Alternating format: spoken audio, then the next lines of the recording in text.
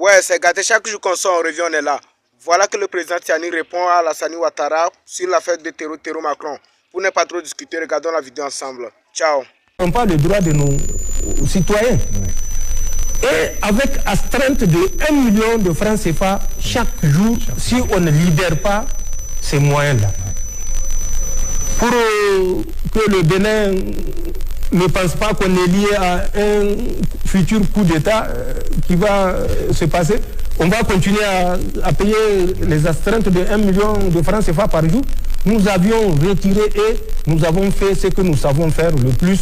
Nous avons remplacé ces véhicules par ce qu'on appelle des ESCO. Donc, que nous avons remplis avec des matériaux et que nous avons utilisé pour reconstituer ce mur défensif protecteur pour nos troupes. 2 jours après, Tigri a fait ce qu'il a fait et ils se sont répandus pour dire, jusqu'à aujourd'hui, dès qu'il y a une audience, c'est le Niger qui a tenté de renverser Patrice Talon. Tout simplement pour avoir la sympathie de l'Occident. Mais quand vous mentez là, ceux à qui vous mentez, peut-être par politesse, vous écoutent. Mais sachez que Allah existe. Et même s'ils ne croient pas en Allah, ils croient au vaudou. Le Dieu du vaudou là existe. Nous savons que nous ne connaissons même pas comment il s'appelle Pascal Tigri, même de nom, avant le 7 décembre. Nous ne le connaissons pas de nom. Dieu nous est témoin. Et je veux que Patrice Talon sorte pour dire que Dieu lui est témoin que nous connaissons Pascal Tigri. Donc, ça n'a rien à voir. Mais c'est un narratif qu'on continue à diffuser. Nous, on a vu son avion. Regardez. L'action s'est passée à Cotonou. Et il paraît, Pascal Tigri, il était même de la garde, je crois, présidentielle. Ou de la garde républicaine. En tout cas, il fait partie des forces spéciales. Comment un élément des forces spéciales qui a appris à combattre dans tout type d'environnement, qui a appris à travers un aguerrissement important à utiliser de toutes les astuces ou de toutes les techniques pour s'évader, pour s'exfiltrer, va faire 800 et quelques kilomètres de Cotonou pour chercher la frontière du Niger. Quel que soit le côté, toutes les villes ou les villages frontaliers, c'est 800 et quelques kilomètres. Alors qu'il a une frontière poreuse comme un filet de pêche dans une mer à 25 kilomètres tout au plus le Nigeria. Il fait 25 kilomètres, il est à l'intérieur du Nigeria. Personne, puisque c'est une frontière qui n'est pas contrôlée. Et Tigri le sait plus que moi. Mais j'ai fait cette voie-là. Elle ne fait pas 25 kilomètres. Il pouvait s'exfiltrer par là-bas. Il pouvait s'exfiltrer vers la frontière avec le Togo qui est à moins de 5 km. J'ai fait cette voie-là également en 2006. Donc, il ne fait pas tout ça. Il choisit de s'exfiltrer par le Niger, puisque c'est le Niger qui doit être indexé. Mieux, on dit qu'une fois après, bon, peut-être comme le ridicule ne tue pas, ils ne se rendent même pas compte que c'est du ridicule qu'il raconte, puisqu'ils continuent à le raconter. Ils ont dit, ils ont suivi ses déplacements. Je ne sais pas comment il a fait pour arriver jusqu'au Togo. Et qu'à partir du Togo, un opérateur économique burkinabé a envoyé un avion pour l'amener à Niamey. Et à Niamey même, il est dans la zone ministérielle à côté du Premier ministre. Vous savez où loge le Premier ministre. Est-ce que le Premier ministre loge dans la zone ministérielle? Donc, c'est pour vous dire ces aberrations. Et ce sont ces aberrations qu'ils sont en train de répéter à tous les visiteurs. Ils organisent même des visites guidées. Mais que Patrice Talon sache que nous avons pris notre destin en main. Qu'ils disent que notre territoire est un boulevard pour les terroristes, nous avons 1 267 000 km². Le Bénin, c'est la plus petite région, c'est Dosso, 114 000 km². C'est Dosso. Nous arrivons à sécuriser, malgré tout, malgré les défis, malgré les complicités, notre territoire de 1 267 000 km². En quoi nous pouvons être jaloux de l'incapacité du Bénin à contrôler 114 000 km²? Tout le nord est entre les mains des terroristes. Quelle est notre bassesse pour être jaloux d'un système pareil? Il ne serait à rien de verser toujours des mensonges aux citoyens. Le mensonge a beau courir, la vérité finira par le rattraper. Nous n'avons rien contre le Bénin. Je l'ai dit, je connais l'histoire. Même lui, le prince Kondo dont il se réclame, le plus proche Kondo de nous que de Patrice Talon. Il n'a qu'à aller se renseigner. C'est Béhanzin, le prince Kondo, là, c'est lui, le Béhanzin, le dernier qui est mort en Algérie. Du fait de qui? De la même France. Oui. Déporté avec sa famille. Je dis une dernière fois à Patrice Talon, nous savons le degré d'implication, de complicité qu'il a pour nous déstabiliser. Mais ce faisant, il ne fera du mal qu'à son propre peuple. Les Français disent qu'ils ont des instructeurs. Je vais vous dire le matériel de transport que les Français ont au Bénin. Ils ont 13 avions de transport stratégique, de transport tactique, de reconnaissance, de guerre électronique, de poste de commandement. Pour seulement une vingtaine d'instructeurs. 13 avions. Et j'ai dit mieux à Patrice Talon. Ce que je sais et ce que je tiens à lui dire. Parmi ces 13 avions, il y a 5 qui sont des Beechcraft. Il y a 2 Beechcraft King Air 350. Il y a un Beechcraft King Air 300. Il y a un Beechcraft 350. Pas King Air, Beechcraft. Il y a un Beechcraft 1900 Delta.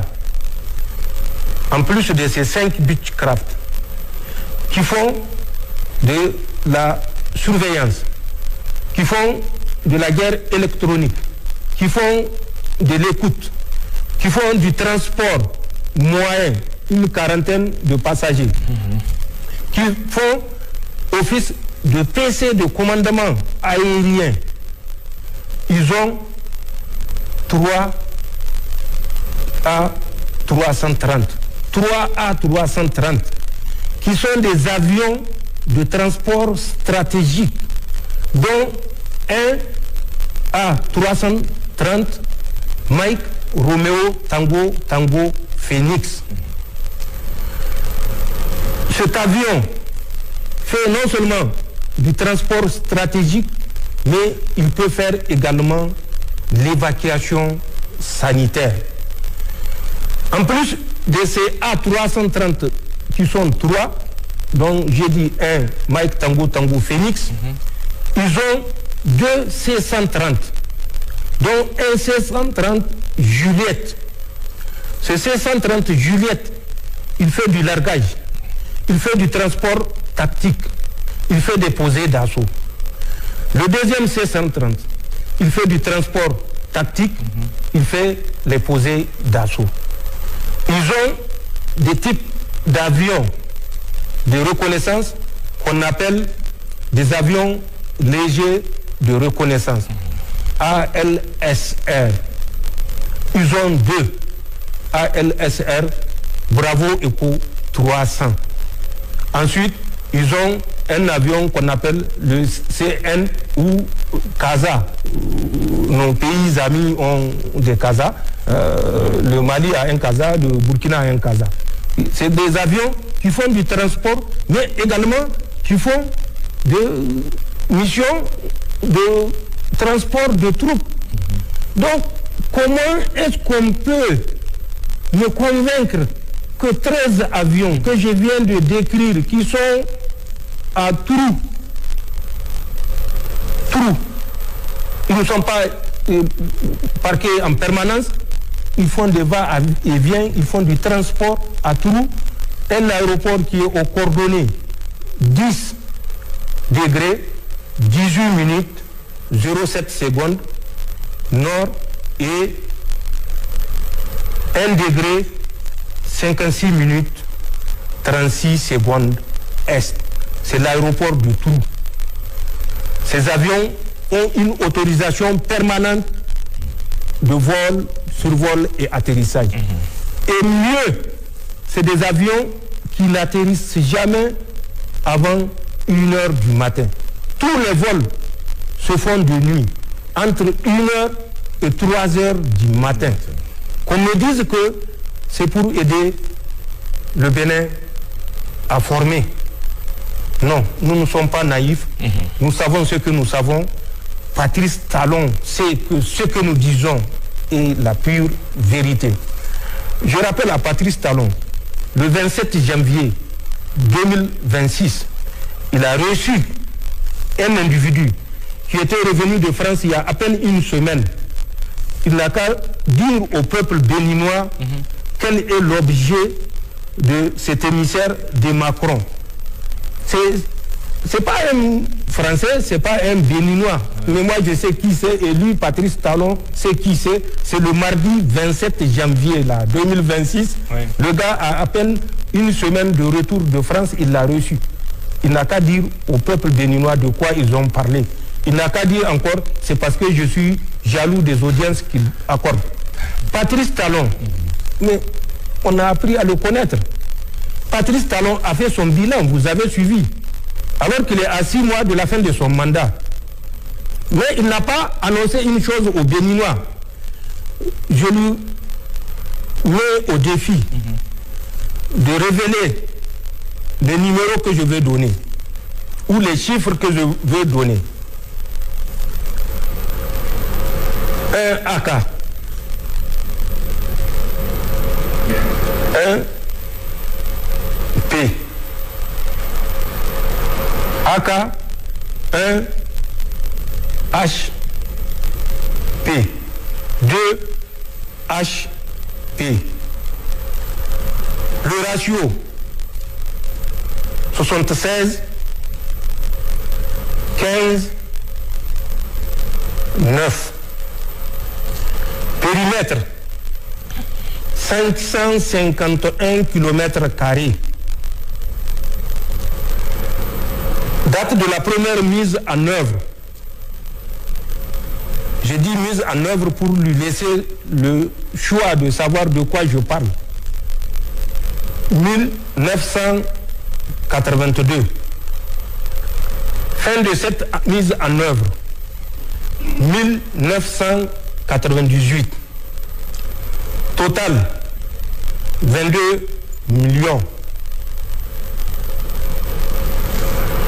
Il n'a qu'à dire aux Béninois, puisqu'il dit chaque fois que nous sommes jaloux, c'est par envie que nous dénonçons ces travers. Il n'a qu'à expliquer aux Béninois les chiffres que je viens de communiquer. Pour la Côte d'Ivoire, je ne m'attarderai pas. La Côte d'Ivoire. Au moment où personnellement j'étais en Côte d'Ivoire, beaucoup d'Ivoiriens avaient fui la Côte d'Ivoire. J'étais en Côte d'Ivoire avec la mission de la CEDEAO, la MICESI. J'étais en Côte d'Ivoire avec la mission des Nations Unies, le 4 avril 2004. Je suis le premier commandant de bataillon nigérien qui a conduit les troupes nigériennes. Quand j'étais là-bas dans le cadre de la mission de la CEDEAO, le PC était à Zimbabwe. C'est à côté de Yamoussoukro, à quelques kilomètres de Yamoussoukro. Quand j'étais passé aux Nations Unies, j'avais mon bataillon qui est déployé dans le centre. J'avais mon PC à Prikro. J'avais des éléments à Famionkro.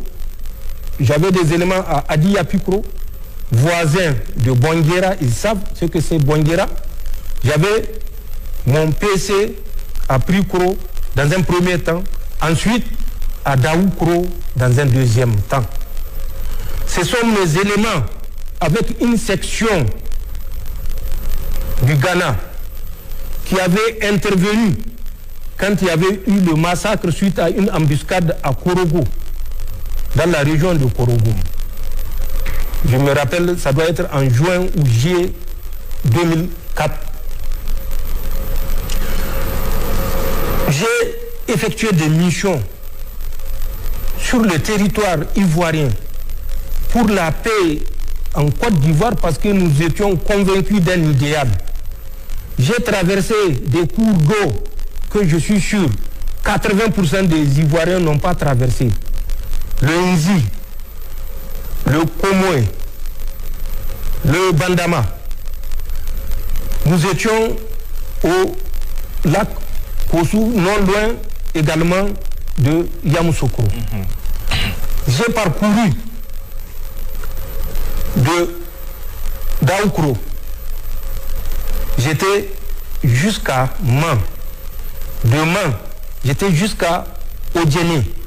Je suis revenu par Man pour remonter sur Danane, traverser la frontière avec un pays que je ne citerai pas, mais qu'ils savent, à partir de Danane, dès que vous sortez, il y a un pont. J'ai traversé dans le cadre de la mission. Au retour, j'avais pris la côtière par tout le pleu pour revenir à Dalawa, puisque j'avais passé à Dalawa. De Dalawa, j'ai fait Vavois, j'ai fait Séguéla. Je suis revenu. J'ai fait Dalawa, ici à Mama, chez le président Gbagbo, pour ressortir vers Toumoudi, même pas à Yamoussoukro, puisque à Yamoussoukro, c'est en allant que j'ai passé à Yamoussoukro. J'ai fait Daoukro jusqu'à la frontière de Bondoukou, à la frontière du Ghana. J'ai fait de Daoukro jusqu'à Abidjan, où certains qui crient aujourd'hui étaient incapables de mettre pied à Abidjan au moment où on était à Abidjan. Ou au moment où c'était les forces françaises qui pillaient la Côte d'Ivoire. Les soldats français ont pillé la banque centrale de Korogo, de Bouaké, et toutes les grandes villes où il y avait des dépôts. Ils transportaient par millions, par dizaines de millions, centaines de millions de francs CFA. La seule chance, c'est qu'ils ne pouvaient pas aller en France avec les CFA puisque personne ne va leur échanger. Ils étaient obligés de dépenser ça sur place en Côte d'Ivoire. Ce n'est pas des Nigériens qui ont pillé, c'est des Français aujourd'hui, leurs amis avec lesquels ils s'acoquinent. Et c'est moi qui ai fait ce sacrifice-là, parce qu'il y a un idéal auquel on croyait. Les Nigériens ont sécurisé Ouattara à l'hôtel Golf.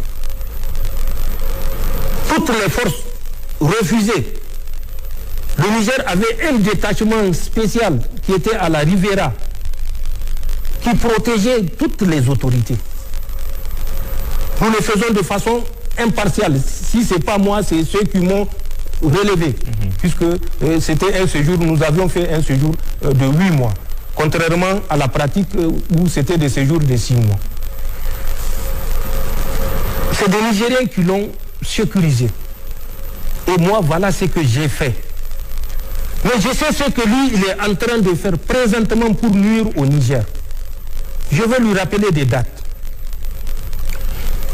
Du 6 au 7 et 8 août 2024 à l'hôtel Golf. 6, 7, 8 août 2024 à l'hôtel Golf. Du 8 à une ville qu'on appelle Jacquesville, je crois, qui est non loin d'Abidjan. Du 28 au octobre au 27 novembre au 43e Bima. Je donne des dates. Il vérifie ce qui s'est passé pendant ces périodes que je suis en train de citer.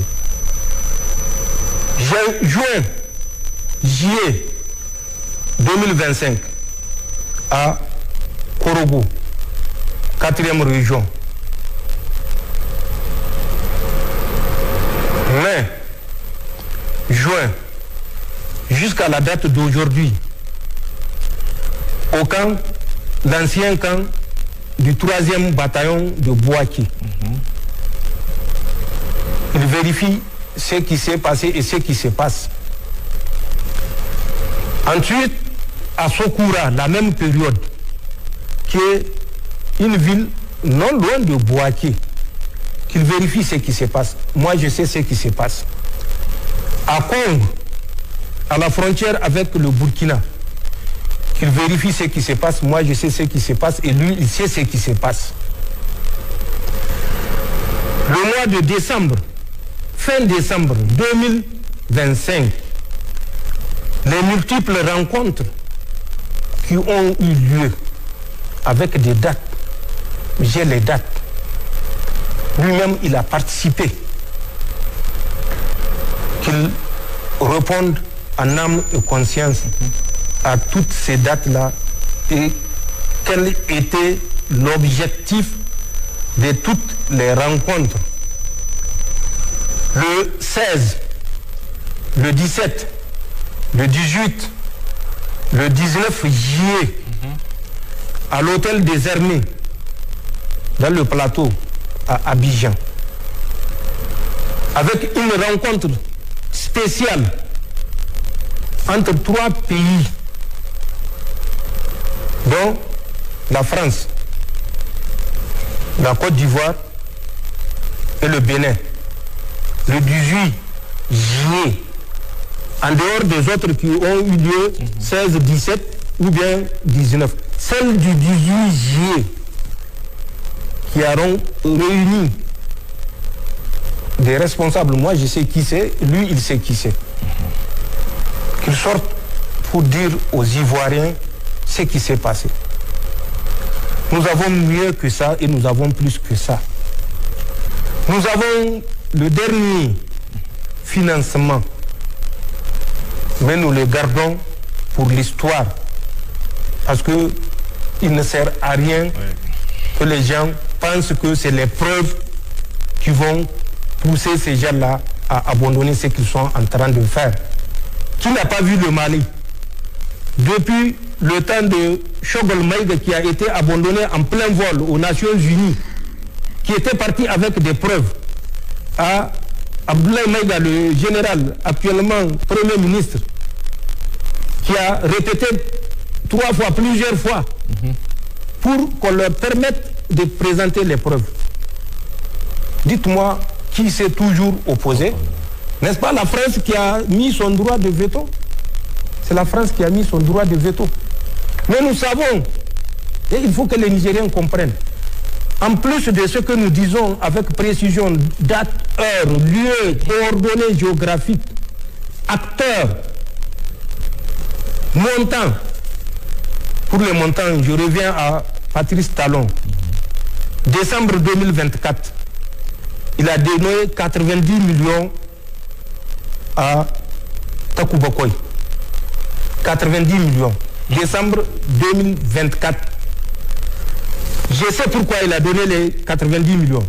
Mais il n'a qu'à demander à Takou Bokoy si l'usage qu'il a fait de 90 millions est celui que Patrice Talon lui avait demandé. Takou Bokoy a remis cette somme au cours d'une rencontre à Abuja du 8 au 9 décembre 2024 pour l'achat de 700 motos, dont 500 motos au profit du GINIM et 200 motos au profit de l'EIGS. Ça s'est passé du 8 au 9 décembre 2024. Et dans le bureau d'un assistant que je sais et que lui, il sait, et réunion au cours de laquelle des acteurs ont pris part que je connais et que lui, il connaît. Mais l'objectif pour lequel je rafraîchis la mémoire à Patrice Talon, pour lequel il avait donné les 90 millions, c'était dans un montant plus global de 300 millions. C'était destiné au versement aux terroristes qui sont en train de mener des actions dans le W et la Pendjari. Takou Bokoy a détourné cet argent-là parce qu'il l'a versé comme participation pour l'acquisition de 700 motos. Si vous avez remarqué, le 31 décembre 2024, le contrat qui liait Patrice Talon aux terroristes, pour lequel il versait cet argent, est arrivé à terme. Le 8 janvier, au moment où même le chef d'état-major était en déplacement au Tchad, le chef d'état-major béninois, il y a eu une attaque qui a fait une dizaine de morts. Ensuite, quelques mois plus tard, en avril, le 17 avril, il y a eu une grande attaque où il y a eu 76 morts. C'est parce que les terroristes ont refusé de reconduire la trêve pour laquelle il avait versé les premiers 90 millions et où il restait 210 millions pour faire les 300 millions. Parce qu'ils ont dit qu'ils ont constaté que Patrice Talon ne respecte pas ses engagements et qu'ils ne vont pas reconduire la trêve. Amen. Il n'a qu'à nous dire pourquoi il s'est déplacé. Moi, je ne le dirai pas. Parce que j'ai honte de ce qui se passe. C'est ça la différence avec nous. Nous avons pris notre destin en main. Nous ne comptons plus sur quelqu'un pour nous assumer. On va nous dire, ah, vous avez des Russes avec vous. Mais qui a vu ces Russes en opération sur le terrain? Ils ont leurs informateurs sur notre territoire. Ils n'ont qu'à nous le dire. Nous avons récupéré notre liberté d'action. C'est ça la différence avec Patrice Talon qui a perdu sa liberté d'action. Aujourd'hui, l'armée du Bénin ne peut pas être présente dans le nord Bénin. Et de quoi on peut être jaloux? On ne sera jamais jaloux d'un pays frère. On ne sera jamais jaloux de nos frères. Mais si c'est la jalousie, c'est peut-être Talon qui l'a dans son cœur et il pense que tout le monde est comme lui. Lui qui pensait pouvoir nous asphyxier s'est retrouvé avec une noix de coco dans la gorge. Il n'a qu'à se débrouiller avec. Il n'a qu'à répondre aux questions que j'ai posées. Alassane Ouattara, j'ai donné des indications. Je crois avoir fait suffisamment. Les preuves, ce n'est pas ce qui manque. Mais il y a des preuves que nous n'exposons pas pour ne pas exposer. Donc voilà ce qu'il y a entre ces pays. Il n'y a pas de haine particulière pour ce que nous avons fait pour ces pays-là, même si aujourd'hui ils sont amnésiques et ils oublient ce que nous avions fait pour eux. Mais Allah est là et il est le juge, le plus sage des juges. Nous ne voudrons jamais que les Béninois, les Ivoiriens ou les Nigérians soient en difficulté. Ça, jamais. Mais nous n'accepterons jamais la politique qui a pour visée de collaborer par soumission servile pour nous soumettre. nous avons fait un choix, la liberté d'action. Ce choix est irréversible. Voilà ce que je peux dire par rapport aux relations que nous entretenons avec ces pays-là. Monsieur le Président, toujours au sujet de relations diplomatiques, lors de notre entretien du 31 mai 2025, vous évoquez les relations conflictuelles avec les sociétés chinoises qui exploitent le pétrole nigérien. Après cet entretien, la Chine a nommé un nouvel ambassadeur au Niger que vous avez d'ailleurs reçu en audience le jeudi 15 janvier dernier. Comment les choses ont-elles évolué? Est-ce que la crise est derrière nous aujourd'hui avec la Chine? Bon, je ne sais pas si c'est une crise. Nous ne pensons pas que c'est une crise. Nous avons des principes et nous sommes convaincus que les autorités chinoises aussi ont les mêmes principes. La lutte contre la corruption, la lutte contre la domination sous toutes ses formes et la lutte contre la tendance à méconnaître les intérêts stratégiques des partenaires. Nous savons la lutte acharnée que les autorités chinoises mènent dans le cadre de la lutte contre la corruption. Nous voyons régulièrement des hauts gradés qui sont sanctionnés ou des hauts fonctionnaires qui sont sanctionnés. Nous partageons à quelques milliers d'années près la même histoire avec la République populaire de Chine aujourd'hui. La République populaire de Chine, il faut le savoir, a passé par 24 dynasties. Avant d'être d'abord la République de Chine, de 1912 à 1949, ensuite la République populaire de Chine, de 1949 à aujourd'hui. 2100 avant Jésus-Christ, la première dynastie de Xia, de 2100 à 1600 avant Jésus-Christ. Je prendrai juste 3 repères. Ensuite, la dynastie des Xiang, de 1570 à 1045. C'était l'âge de l'écriture ou des caractères chinois qui sont actuellement en cours. Ensuite, nous avons la dynastie Printemps-Automne. C'est la dynastie de Confucius et de Sun Tzu. Confucius, qui a été un grand idéologue, et la religion tire son essence de son idéologie. Ensuite, Sun Tzu, qui a été un grand chef militaire, où tous les chefs militaires de l'Occident s'inspirent des règles de conduite de Sun Tzu. Donc cette dynastie Printemps-Automne a duré de 722 à 476. Et enfin la dynastie des Qin, qui était la dernière avant la République de Chine, donc en 1912, et la République populaire de Chine. La Chine a connu les affres de la domination, comme le Niger.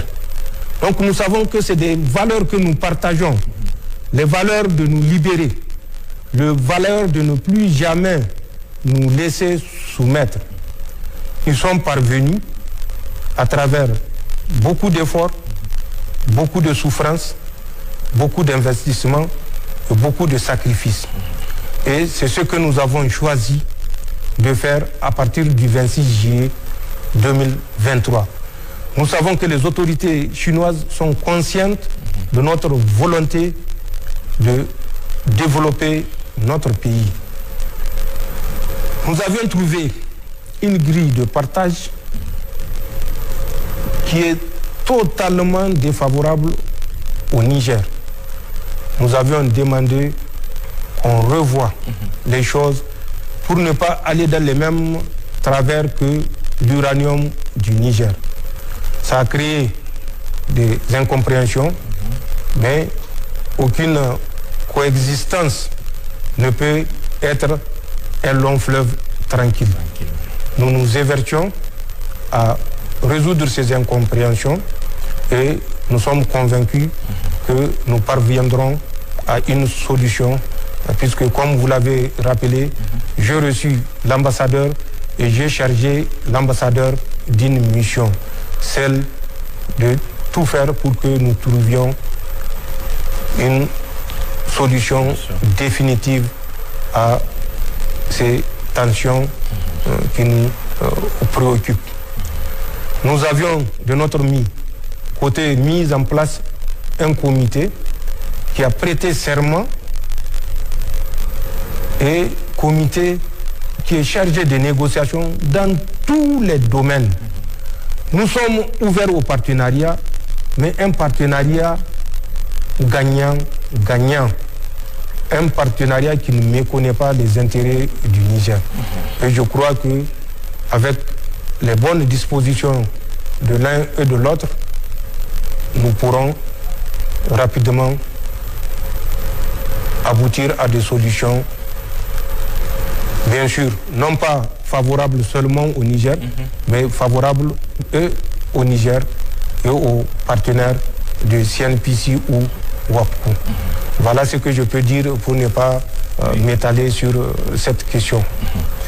Monsieur le Président, relativement à la Confédération AES, le Collège des chefs d'État a tenu son deuxième sommet à Bamako les 22 et 23 décembre dernier.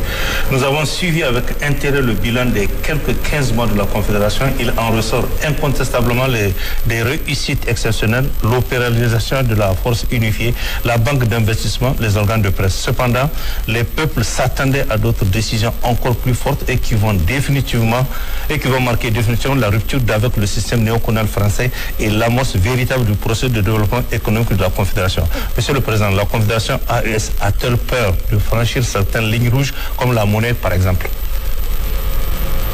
J'ai déjà posé cette question, suppose une méconnaissance totale de la détermination de la Confédération. La Confédération n'a peur de personne ni de rien. Si nous avons réussi ce que nous avons réussi jusqu'ici, malgré les défis, c'est parce que nous sommes déterminés. Et c'est parce que le mot peur, on ne le connaît pas, il ne fait pas partie de notre langage. Je me rappelle, la deuxième rencontre de la Confédération a eu lieu le 23. Est-ce que vous avez entendu une seule fois le mot peur? La Confédération n'a peur de personne et n'a peur de rien. La Confédération pose des actes réfléchis après mûre réflexion. Et toute décision qui mérite d'être prise, la Confédération la prendra. Je crois que nous avons réussi suffisamment d'actes pour que le mot peur ne soit plus un vocabulaire à utiliser au sein de la Confédération. Je préfère m'en tenir à ça, parce que le fait même de répondre au mot peur me rabaisse. Sous la présence de Bamako, on a appris l'ouverture des négociations avec la CEDEAO. Plusieurs mois après, les citoyens veulent toujours savoir où en sommes-nous avec ces négociations avec la CEDEAO. Mais les négociations avec la CEDEAO, oui, je crois que c'est être naïf. Mais nous, je crois que nous avons prouvé que nous ne sommes plus naïfs. Quel mécanisme la CEDEAO n'a pas utilisé sous l'injonction de son maître à penser, Emmanuel Macron, pour nous garder dans les jurons de cette même organisation que nous avons choisi librement de quitter. Si vous vous rappelez, le 28 janvier, n'est-ce pas? Qu'est-ce qu'ils ont dit? Ils nous donnent un an pour réfléchir. On nous a donné 6 mois, jusqu'à juillet 2025, pour réfléchir. Mais quelle réflexion? Mais nous avons choisi notre voie et nous avons posé des actes qui prouvent que la réflexion est déjà faite et l'acte est déjà posé. Nous ne pouvons pas rester au sein de la CEDEAO, même si nous sommes les membres fondateurs, pour une raison bien précise. Mais le dilatoire de la CEDEAO n'a pas de fin. Et c'est dans ce dilatoire-là que nous sommes. La CEDEAO ne voudra jamais de négociations sincères. Parce qu'il y a toujours des génies qui leur font croire que non, un d'eux va tomber et les deux autres vont courir pour rejoindre la CEDEAO. Mais c'est méconnaître le peuple de la Confédération. Aujourd'hui, ce n'est pas Assimi Goïta, ce n'est pas Ibrahim Traoré, ce n'est pas Tiani. La Confédération, c'est les peuples du Niger, du Mali et du Burkina. Que Assimi Goïta, Ibrahim Traoré ou Tiani disparaissent, en même temps, ce retour-là est irréversible. Il n'y aura pas de retour. Il faut que les gens comprennent et engagent des négociations sincères pour que, si nous devons continuer à coopérer avec les deux formats, la Confédération des États du Sahel ou peut-être la Fédération dans quelques années à venir et la CEDEAO, qu'on continue à collaborer, à coexister en tant que peuple du même espace ouest africain, mais dans des organisations différentes parce que nos intérêts ne sont plus préservés par la CEDEAO. Il faut que les gens le comprennent et qu'ils évitent de faire du dilatoire et de croire à ce que d'autres leur rapportent, comme quoi nous allons tomber et que nous allons, après notre chute, le peuple va ramener nos 3 pays dans les rangs de la CEDEAO. Ça ne deviendra pas, Inch'Allah. Monsieur le Président, pour clore ce chapitre, au mois de décembre dernier, les États-Unis d'Amérique ont orchestré des frappes aériennes au Nigeria au motif de lutter contre le terrorisme et de protéger les chrétiens. Et quelques heures après, des journalistes à l'assaut de l'impérialisme français ont fait cas d'une attaque terroriste contre un couple chrétien du Niger dans la région de Dosso. Ces événements distincts ont inquiété certains citoyens de la Confédération AES qui se demandent si les mêmes frappes américaines ne pourraient pas arriver de leur pays respectif, à savoir le Burkina Faso, le Mali et le Niger. Ces inquiétudes sont-elles fondées, Monsieur le Président? Bon, pour d'abord répondre à la première partie, nous ne nous ingérons pas dans les décisions de défense ou de sécurité d'un pays ou d'un pays avec un partenaire. Tant que ces décisions n'ont pas en arrière-mandat la volonté de nuire au Niger. Et si c'est le cas, nous le découvrirons et nous l'annoncerons aux Nigériens. Donc, les relations militaires ou de défense du Nigeria avec quelques autres pays sont du ressort des autorités du Nigeria. Je n'ai rien à dire. Si je ne peux aider le Nigeria à protéger ses populations, je ne dirai rien qui puisse nuire à des relations qui peuvent peut-être l'aider à circonscrire cette situation dans laquelle végètent toutes les populations du nord Nigeria, tous les États du nord Nigeria. Pour ce qui concerne des motifs de l'intervention ou des frappes, nous les avons entendus comme quoi c'est pour protéger les chrétiens. Là également, nous n'interférons pas. Nous savons que nous formons une communauté avec les chrétiens du Niger. Nous ne connaissons pas ces agissements, même si les mercenaires, justement de ces puissances occidentales, ordonnent souvent à ces mercenaires de massacrer des populations innocentes. Le journaliste qui l'a dit ne mérite pas que je prononce son nom, mais je sais une chose, qu'il était à un certain moment au Mali Il a quitté le Mali puisqu'il ne peut plus mentir allègrement. Il est parti s'installer au Sénégal. Et c'est à partir du Sénégal qu'il coud tout ce tissu de mensonges. Nous ne nions pas que le Niger a connu beaucoup d'épreuves.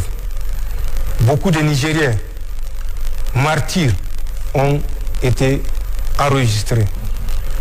Mais nous ne méconnaissons pas également que cette situation n'est pas propre au Niger. À titre indicatif, c'est nous qu'on peint comme un pays dangereux, infréquentable, où les terroristes courent dans tous les coins et recoins sur toutes les grandes artères, toutes les voies, tous les axes routiers, dans les villages, dans les campagnes, dans les rases campagnes. Mais ces pays qui sont considérés comme des références de paix et de tranquillité, où aucun compatriote, quand je dis compatriote, un citoyen de ces pays n'est tué. Je vous donne juste un petit exemple. En 2020, en France, il y a eu 5000 homicides. 2020.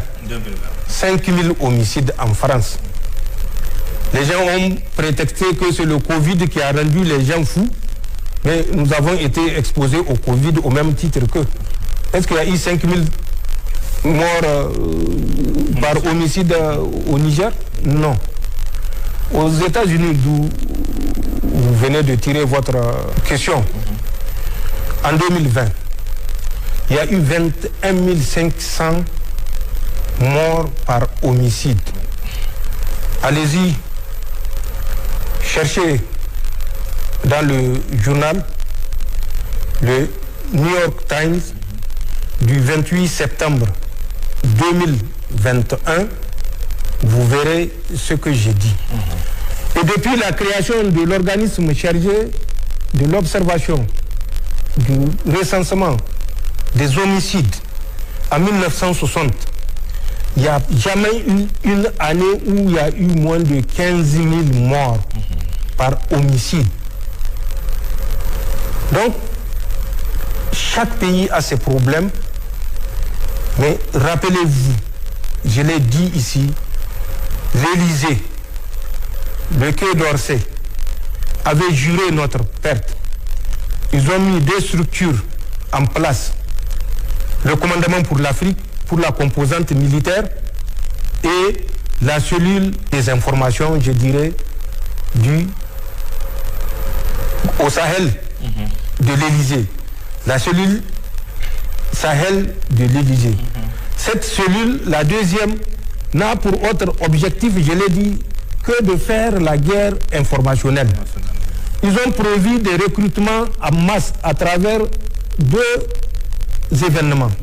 Le premier événement devait avoir lieu en 2025 au Bénin. C'est un événement culturel. Je ne sais pas s'il a eu lieu ou il n'a pas eu lieu. C'est au cours de cet événement qu'ils devaient recruter des Africains apatrides, cupides, qui ne comprennent pas ce que c'est la lutte de la libération pour s'attaquer à leur propre pays. Ensuite, 2026, c'est prévu. Je ne sais pas si ça tient ou ça ne tient pas, la francophonie au Kenya. Ils vont profiter également de cette rencontre pour recruter des apatrides africains. C'était les deux plans. Ensuite, en septembre 2025, vous avez vu l'appel d'offres international, mais particulièrement orienté vers les pays africains pour recruter des influenceurs. Je l'ai dit lors du dernier entretien, dont la mission n'est autre que de créer des événements, d'amplifier des événements dans la Confédération, de dénigrer les relations de coopération entre la Confédération et 5 pays, je vous les ai cités lors de la dernière interview. Donc, il faut effectivement avoir de la mémoire pour que tout ce qui se passe ne nous déstabilise pas, ne nous détourne pas de notre objectif. Ce journaliste-là a inventé un tissu de mensonges. Nous ne disons pas qu'il n'y a pas de mort au Niger. Ça serait de la pure démagogie, surtout dans le contexte où nous sommes. Mais ce qu'il a dit en termes de conflit religieux est un mensonge. Mais ce n'est pas son mensonge, c'est le mensonge de la guerre informationnelle dont Jean-Marie Bockel a prévu de doter le Quai d'Orsay, cette force de frappe informationnelle qui va mettre le pas des pays de la Confédération quand il répondait à une députée française qui disait mais comment se fait-il que les États de l'AES vous attaquent et que vous ne répondez pas, surtout les Nigériens. Il lui a dit calmos. J'ai un programme de force de frappe informationnelle au profit du Quai d'Orsay et elle sera chargée de cette mission. Nous savons ce que nous savons. Nous savons ce qu'ils sont en train de faire. Nous savons ce qu'ils sont capables de faire vis-à-vis même de leurs propres compatriotes. Pour vous dire, les interventions faites où nous avons exposé des faits ont coûté la vie à date. En tout cas, ce que nous avons continué à recenser à 12 agents français de la sécurité intérieure et de la sécurité extérieure. 12 le 21 janvier, le 23 janvier 2025, le 22 juin, le 22 juin, le 1er décembre, le 5 décembre, le 15 décembre, ensuite du 5 au 6 de ce mois de février, toujours des agents de la sécurité intérieure. Ils ont été exécutés sur le site Levallois-Perret, aux dates que j'avais indiquées, sur le site d'Essonne et à Arras. Arras, c'est la dernière exécution la nuit du 5 au 6 du mois de février. Une commandante de la sécurité intérieure a été abattue. Qu'est-ce qu'on communique aux gens?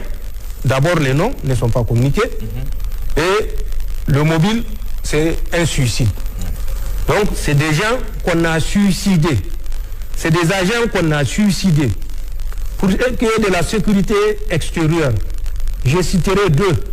Parce que là, au moins, ils ne pouvaient pas cacher le nom. Les noms sont sortis. C'est Eric Denetier avec Delta, Echo, November, Echo, Charlie, Echo. Ensuite, un député des Républicains, un certain Olivier Marlex, vérifié, Denetier a été suicidé le 12 juin et Olivier Marlex a été suicidé le 7 juillet. Ne me dites pas c'est quel Français, je l'ai dit, eux ils savent de quoi je parle, vous-même à tête reposée, vous comprendrez pourquoi je dis qu'ils ont été suicidés. Donc c'est pour vous dire où ils sont et à quel point ils sont capables d'infliger des douleurs à leurs propres compatriotes plutôt que de s'asseoir et négocier avec les États de la Confédération. Ceci est assez instructif pour les Nigériens qui sont encore naïfs pour se dire que la mobilisation générale a tout son sens. La bascule d'un état de paix vers un état de guerre se prépare. Et c'est ce que nous faisons. Et c'est ce que nous invitons les Nigériens à faire.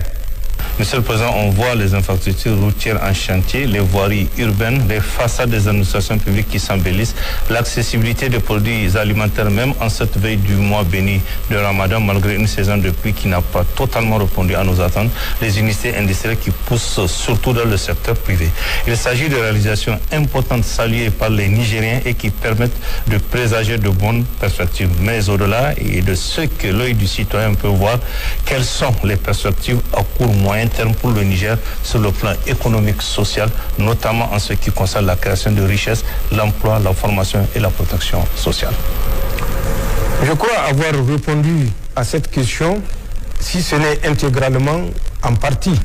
Je vous ai brossé la situation économique de notre pays avec ses perspectives. Tout ce que nous faisons et tout ce que nous aurons à faire sera essentiellement pour le bien-être de nos compatriotes. Je l'ai dit, un franc collecté sera investi pour le bien-être des Nigériens. Je l'ai dit, les perspectives, en plus de la situation actuelle, passée, également sont encourageantes. Et je crois que les réalisations ou les préoccupations de certains par rapport à l'avenir, mais ce que j'ai dit, je l'ai dit avec des chiffres qui sont vérifiables. Il faut que les Nigériens se rassurent, les perspectives sont bonnes et le Niger, les autorités du Niger vont œuvrer pour le bien-être des Nigériens de façon particulière et des peuples résilients de la Confédération de façon plus large. C'est un choix que nous avons fait et que les Nigériens ne soient surpris de toute réalisation que nous serons amenés à faire malgré les difficultés évidentes. C'est une question de choix, c'est une question de rigueur dans la gestion des maigres ressources. Ce n'est pas la vie belle ou le train de vie, comme vous l'avez dit dans une de vos questions. Il n'y a pas de train de vie, il y a un train de survie. Mais le train de survie n'exclut pas également de faire des réalisations au profit des compatriotes. Je crois que nous avons suffisamment donné les preuves à travers des efforts que nous avons consentis, des sacrifices, notamment dans le domaine de la santé, avec les réductions, dans le domaine des hydrocarbures également, avec les réductions, dans le domaine tout simplement du commerce, avec le ciment et tous les autres matériaux qui sont maintenant produits sur place au Niger. Si vous voulez construire, vous avez la tonne de ciment au maximum à 60 000 et vous avez le fer à béton, vous avez le fil de fer recuit, vous avez la tôle, vous avez les tubes carrés, vous avez les IPN. Je crois que vous avez tout pour construire. Et c'est l'objectif. Créer les conditions, un environnement favorable au redécollage du Niger pour que nous soyons à notre tour, comme certains pays, mais pas tous quand même, parce que nous voyons d'autres qui sont en train de plonger. Ce n'est pas l'objectif. Donc, les perspectives sont bonnes et ce qui sera fait pour le bien-être des Nigériens sera fait, Inch'Allah. Au terme de cet entretien, Monsieur le Président, quel sera votre message à l'endroit des Nigériens et de tous nos concitoyens de la Confédération AES? D'abord, c'est un message de gratitude pour leur sacrifice. Parce que si nous avons tenu, c'est grâce à Allah subhanahu wa ta'ala, mais c'est grâce à la résilience des peuples du Sahel, nigériens, des Maliens et des Burkinabés. Et je crois qu'il y a eu suffisamment d'événements illustratifs. Nous remercions l'ensemble de nos compatriotes pour les sacrifices consentis. Nous appelons les autres qui, malgré les énormes efforts consentis, ne mesurent pas la portée du sacrifice que l'État consent pour leur permettre d'avoir un minimum. Il faut qu'ils réfléchissent à tête reposée pour comprendre que beaucoup de sacrifices sont consentis et que l'État fera tout pour que chaque Nigérien comprenne et soit convaincu que le choix qu'il a soutenu est le bon choix. Nous prions Allah subhanahu wa ta'ala pour que nos martyrs qui nous ont dévancés reposent dans son paradis Firdaus et qu'il leur accorde sa rahma. Nous prions pour que Allah subhanahu wa ta'ala accorde un prompt rétablissement à tous nos martyrs, à tous nos blessés, civils comme militaires. Nous sommes de cœur avec les familles de nos martyrs et les familles victimes de ce mercenariat à nous imposer. Nous appelons le peuple de la Confédération à rester résilient. Nous ne ferons jamais de la démagogie. Nous avions déjà dit, nous serons sincères et que tout ce que nous ferons sera basé sur la sincérité entre nous et nos compatriotes. Parce que nous sommes déjà à la fin de la vidéo. Donnez vos avis dans les commentaires. N'oubliez pas de partager la vidéo au maximum. Pour plus, laissez-nous